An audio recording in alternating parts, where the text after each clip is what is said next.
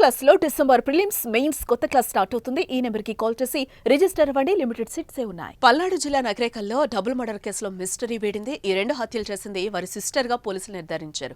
ఈ కేసుతో సంబంధం ఉన్న నిందితురాలు కృష్ణవేణితో పాటు ప్రియుడు దానయ్య మరో 4 మైనర్లను పోలీసులు అదుపులోకి తీసుకున్నారు. కృష్ణవేణితో పాటు ప్రియుడు దానయ్య మరో 4 మైనర్లను అరెస్టు చేసినట్లుగా డీఎస్పీ ఎం హనుమంతరావు తెలిపారు.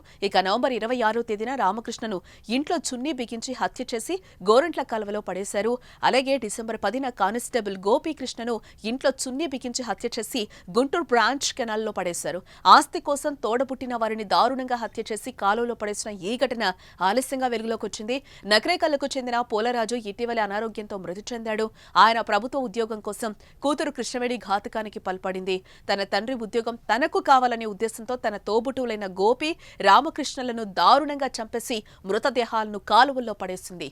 గోపి బొల్లపల్లి స్టేషన్లో కానిస్టేబుల్ గా పనిచేస్తున్నాడు. రామకృష్ణ నిరుద్యోగి. అయితే వీరిద్దరికి తండ్రి ఉద్యోగం రాకుండా తనకే రావాలన్న ఉద్దేశంతో ఇద్దరిని చంపేసినట్లుగా డీఎస్పీ హనుమంతరావు తెలిపాడు. అయితే నగరేకల్లో డబుల్ మర్డర్ కేసు సంచలనంగా మారడంతో చాలా చాకచక్యంగా వ్యవహరించి పోలీసులు కేసును త్వరగా ఛేదించారు. సద్దెనపల్లి సబ్ డివిజన్ పల్నాడు జిల్లా ఈరోజు ఈ నగరేకల్ పోలీస్ స్టేషన్ పరిధిలో ఒక సెన్సేషనల్ మర్డర్ జరిగింది. దీనికి సంబంధించి అంటే డబుల్ మర్డరు. అయితే ఇది ఒక అక్క అంటే సొంత అక్కే అన్నని తమ్ముడిని చంపడం జరిగింది. చంపడానికి కారణం మేము ఇప్పటివరకు ఇన్వెస్టిగేషన్ చేసిన దాని ప్రకారం ఎస్టాబ్లిష్ అయింది ఏంటంటే అక్యూజ్డ్ అండ్ డిసీజ్డ్ యొక్క నాన్న టీచర్గా పనిచేస్తూ రీసెంట్గా జనవరిలో చనిపోవడం జరిగింది.